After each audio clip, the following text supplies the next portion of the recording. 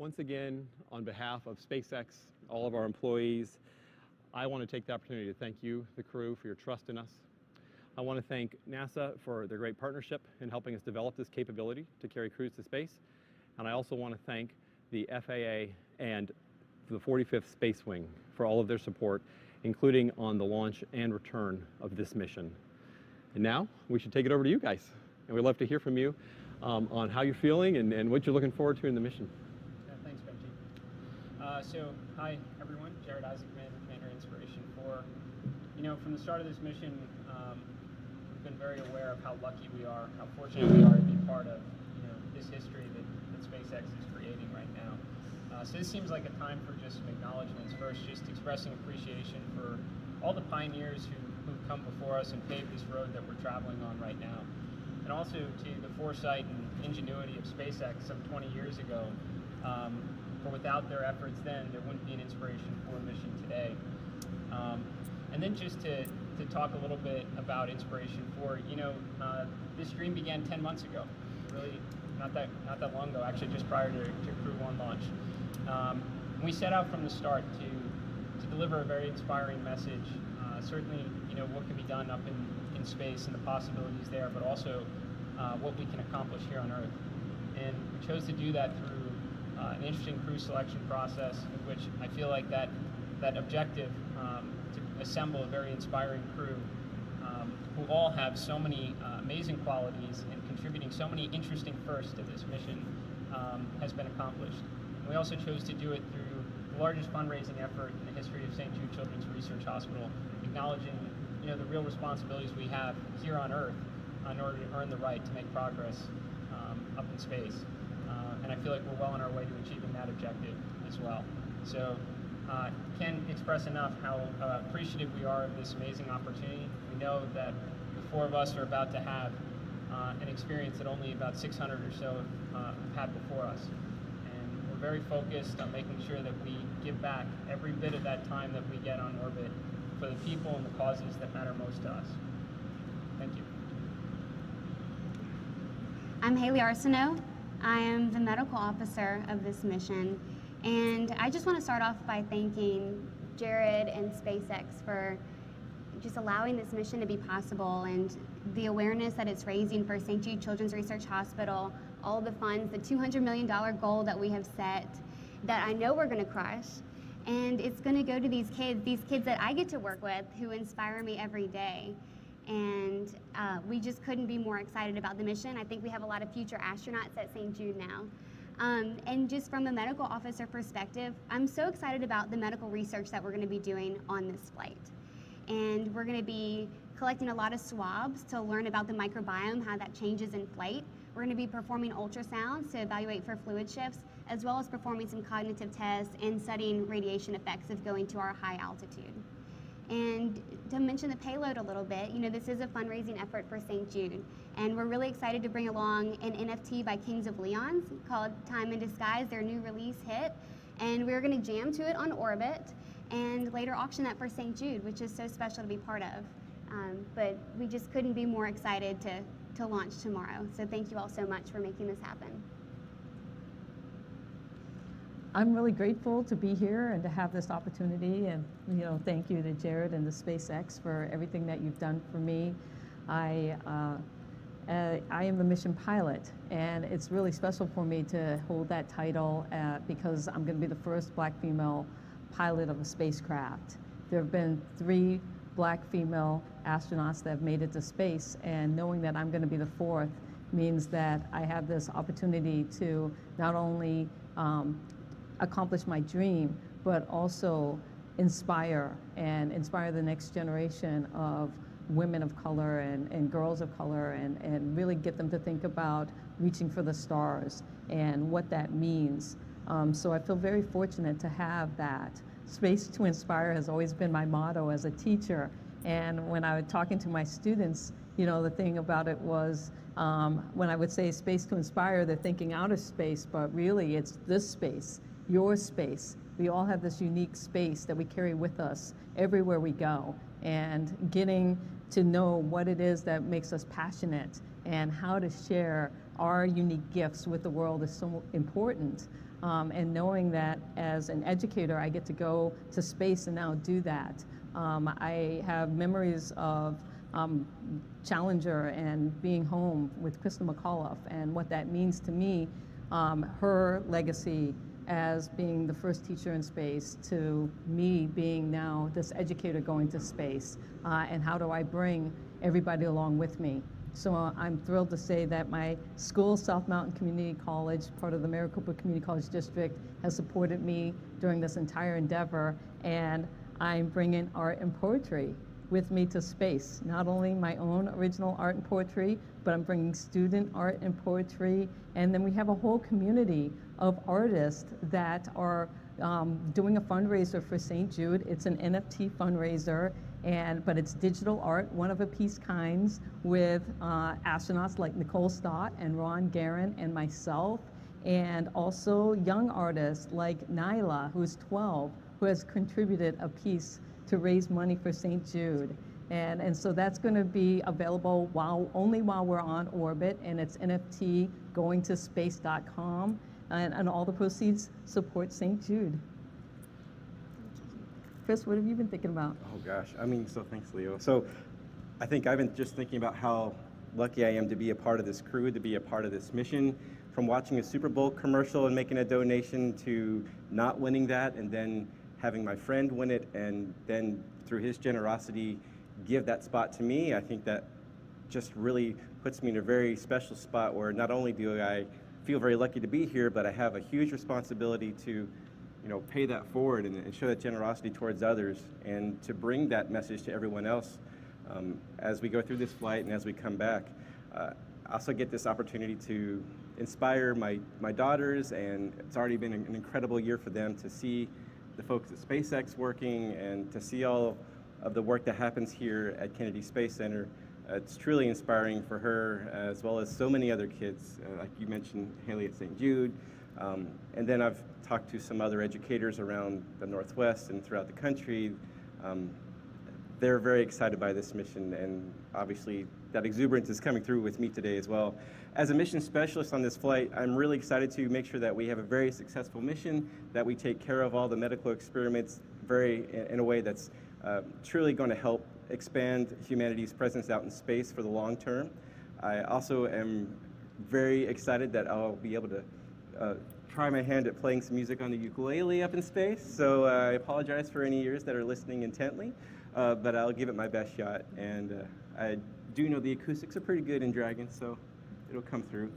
But I just also wanted to say, as we get on with our mission and go up into space, that I hope people take the opportunity to look ahead and look at each other and feel inspired to pursue whatever it is that you are passionate about, and give of your talents and your time and your resources to other people. Not only are we trying to raise money for St. Jude to try to eliminate childhood disease, but we can do so much good around if we just reach out to each other. And I know that that's what we're doing as a crew to make sure that we are going to be successful in space. So again, thanks to SpaceX, and Benji, thanks for taking the time to talk with us today, and Jared, thanks a lot for this opportunity. Awesome. You guys really are inspiring. Let's take a few questions here from the room. We'll take 4 or 5 here from the room, and anybody online, if you're going to be coming in, please press *1. Hello, Marcia Dunn, AP. You're 4 fairly ordinary people about to do something that's anything but ordinary. And I'm wondering if you have any last-minute jitters, butterflies, do you feel the pressure starting to mount just a day out? And what personal reassurances is Elon Musk offering you, or words of wisdom? Sure. So I think maybe I can answer the last part of that question first, and then I think everybody should contribute. So we did just have a leadership check-in meeting, of which we have them rather regularly with SpaceX as well, especially as hardware, software, and all the other preparations were coming together for this launch. So Elon was on the last call and did give us his assurances again that the entire leadership team is solely focused on this mission and is very confident. So, and that obviously inspires a lot of confidence for us as well. But no jitters, excited to get going. So. Yeah, and just speaking to how we're feeling, I personally I'm so excited, And any jitters are the good kind, where I'm just so excited for tomorrow to get here, and just feeling really grateful to be where I am. I was always worried that this moment would never come in my life, so I'm ready to go. Let's do it. Right, and same for me. I never thought I would have this opportunity, but being able to be in front like this is great. No worries, no concerns.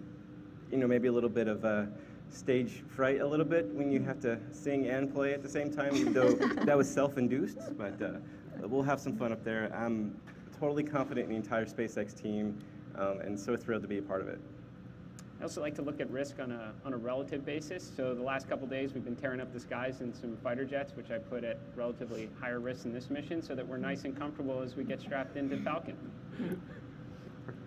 Hi, Irene Qualtz with Aviation Week in Space Technology. Jared mentioned that the training for this mission was more intensive than what he was thinking he was getting into.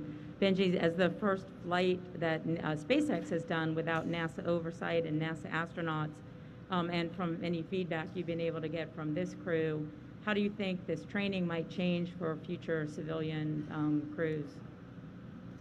That's a great question. You know, ultimately, right, we want to make life multiplanetary. And that means putting millions of people in space one day.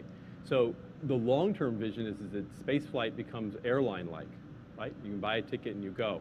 But right now, the appropriate thing is that we still train people significantly. And as I mentioned, this crew has been astronaut trained like our other crews that we've trained before. As we evolve, we may look at ways that we can, we want to make sure the crew is safe always. We want to make sure the public is safe during launch and reentry. But as we look for ways to evolve toward that airline-like model, we'll look for how we can, cut back on the amount of training that's necessary to ensure safety. Hi, Miriam Kramer with Axios. Good to see you guys. This question is for everybody, including Benji. I'm actually curious, the last time you were in this hangar and doing this kind of press conference, you were being announced to the world for Cyan and Chris. I wonder, if you guys could reflect a little bit on how much things have changed for you, and just sort of even emotionally, what it feels like now versus then. Same for you, Benji, if you don't mind. Thanks. I'll start real quick because I want to hear from these guys mostly. For me, it blows me away, honestly. This has been about a 9-month-ish journey, right? 9 or 10 months. And so that's just incredible, right? And that's a sign of moving towards that, make space accessible for everybody. And it gives me goosebumps even right now to think about we were facing that way because we had some rockets here in the hangar. And now, a few months later, we're facing this way so you can see their rocket and their Dragon up on the pad. So it's pretty cool. Yeah, so I think it was just yesterday I was doing an interview, and one of the questions was, what have you really missed out on as you've gone through training? And the answer is reflection. We really haven't had the time, at least, I mean, not to speak on behalf of the crew, but we talk about this quite a bit. From the time this mission was announced in this hangar to where we are today, we've just been going supersonic. It's just been super fast. One training event after the next, a number of these life-changing experiences in their own right in quick succession. So yeah, I mean, as we walk in here, for sure, it clicks that, I think last time we were talking to a lot of cameras was when we announced this whole thing, but that feels like it was yesterday. So it's one of the reasons we're really happy that we've had a chance to connect with all of you, why there's a documentary, so that, when this thing's over, we have a chance to look back on everything we've experienced and kind of remember those good memories. Back when we were here last, I think that was in February, it felt far away that we were going to space. We didn't have a date. It was almost kind of abstract. And now, I mean, our rocket is behind us, and we're going in about 27 hours or so. And so it's just so much more real and just so exciting. For me, since the announcement when we were here last, every day has been the best day of my life. And it's only getting better. So I'm just thrilled and just holding on, and maybe reflect once we get back and are at the splashdown party, but every day it just gets better and better. Yeah, I agree with Cyan.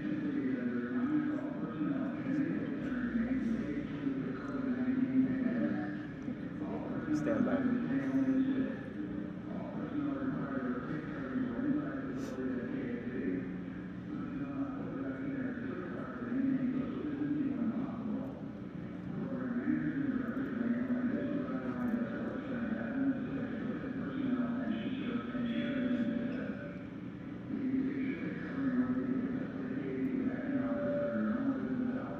least it's not the hurricane warning.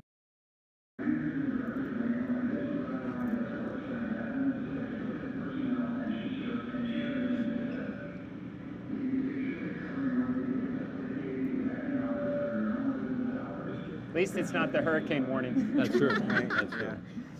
That would mess with timelines. We're going to let you continue. Just for everybody knowing what was going on in the background there was a COVID announcement. There's a speaker system here on the station and the base that we have to hear certain warnings. And this was a COVID reminder. And it's actually a good time to remember that we are all vaccinated and we're all practicing appropriate COVID protections, as well as the fact that the crew is also in quarantine, as they should be before they go to space. So, go ahead. Oh yeah, well, so that part hasn't changed over the last 6 months, right? So, but more seriously, I think just going from like what Haley mentioned, it just feels like yesterday that we were here. I had no idea what we would be really in for when we started out, and now that we're here, it's been an amazing process, meeting so many incredible people, and just building that confidence that there's nothing that we can't do if we put our minds to it and work together. So it's just been an incredible journey. I just can't believe that I'm still sitting here, and like Jared mentioned too, we'll reflect back on everything when we come back, and I think we're not done once we do splash down either. I know that we want to continue to be able to inspire people throughout everything that we've done in space and throughout this entire year, and through the documentary that's out now that you can take a look at and learn some more about what the experiences we've done this year. That'll be our way of processing as well, and we'll be processing right along with you guys through all of this. So I'm excited to take every one of you up with us now that we are here, like Haley said, 27 hours. Awesome. We're going to take one more question here from the crowd, and then we're going to go to the phone. Hello, congrats everyone. My question is, what was the most difficult part of your training? And I'm Robin from Supercluster, by the way, and I look forward to adding each of you to the astronaut database tomorrow night. I would probably, I mean, everyone should contribute, but the academic phase was really kind of the first part. Need to have an appreciation, understanding of the systems before you go and start pushing buttons. So that was a little overwhelming when we got dumped a lot of PDFs on us and right away. And then it was a little bit of death by PowerPoint for a couple weeks, but then it immediately went into kind of the more fun phase, where now you're taking all that knowledge that you've accumulated and you're putting it to practical use through nominal operations, and then you move into some of the contingencies, and then you start to really bring it together in those sims that Benji was referencing, and that was probably the most fun part. So where you get to interact with the army that is SpaceX, that comes together to make these kind of missions possible. So yeah, that's my training reflection. Well, I might just jump up ahead so you can end on a good note too, baby. But I know that for me, one of the most difficult parts for this was just going through it with my family, how I've had this incredible year with my crew and my teammates here, but remembering that our families are the ones that are also supporting us in all this, and they're having a completely different experience, and listening to everything from the outside without being right down the center line of working with Benji and the team at SpaceX. So, but getting that support and getting that brought together, and also doing everything for the first time as an all-civilian crew. We're writing the rules, we're breaking a couple of them that NASA used to demand, and well, we get to kind of do things our own way. So that's been a fun part, but also a challenging part as we navigate all this.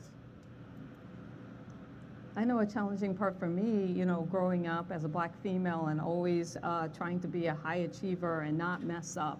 And so just having that pressure on yourself of thinking about, not wanting to be eliminated, not wanting to miss out, make sure you're the best of the best, because you're opening up the door for the people who follow you.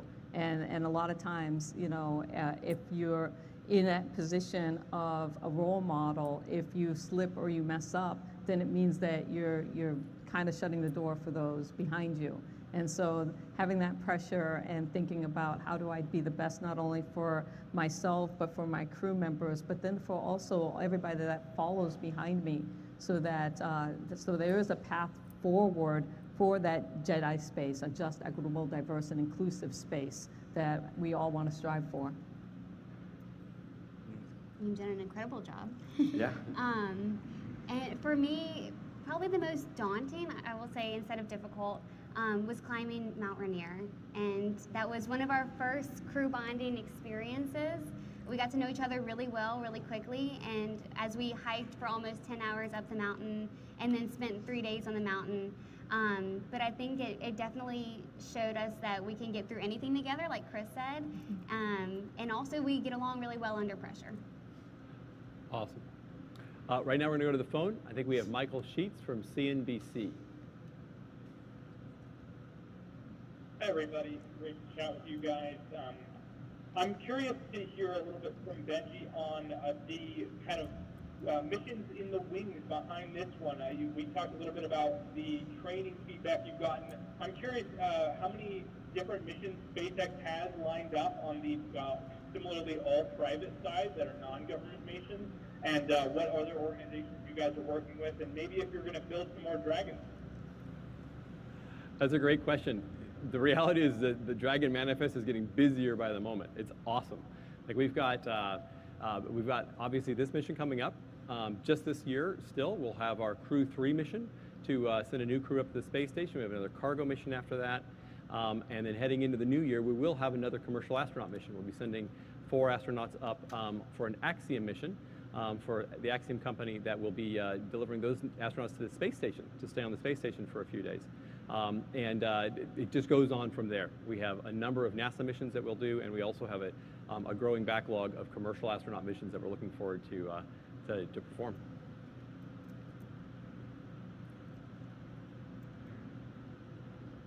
I think we have Nick Mazoff from People magazine on the line. Hi there. Congratulations on reaching this exciting milestone. I'm really curious, after you finally exit Earth's atmosphere and enter space, what's the first thing you'll be doing to celebrate?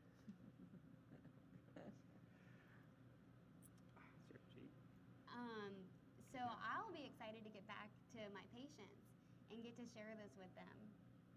I think there's going to be a lot of fun pics and stories to share.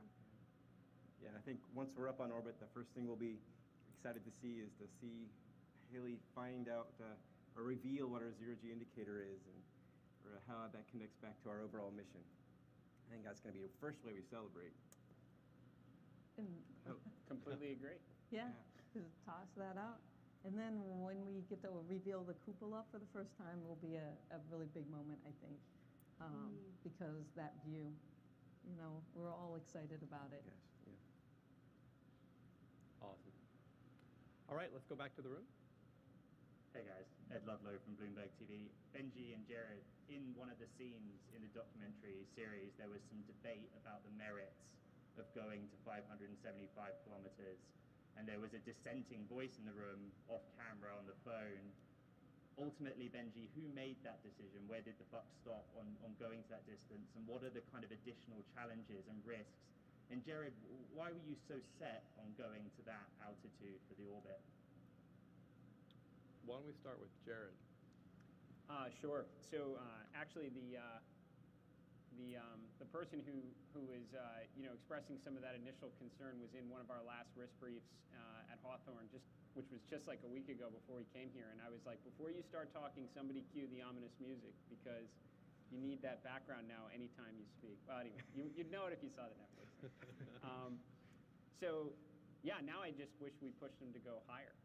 But why? I mean, we've been going to the space station for some time, and there's just unbelievable science and research and great contributions that are coming out of there. But if we're going to, go to the moon again, and we're going to go to Mars and beyond, then we got to get a little outside of our comfort zone and take that, next step.